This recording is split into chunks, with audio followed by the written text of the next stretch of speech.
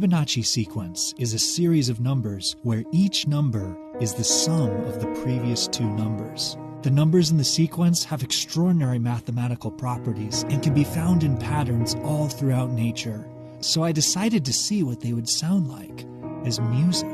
To create the melody, I assigned the numbers 1 through 8 to the E major scale on the keyboard and added 0 and 9 on each side with the natural extension of the scale. I played the resulting melody with my right hand and added harmonies with my left hand.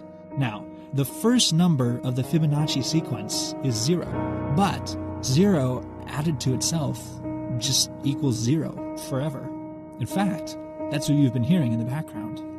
In order to start the sequence, we need to add a 1.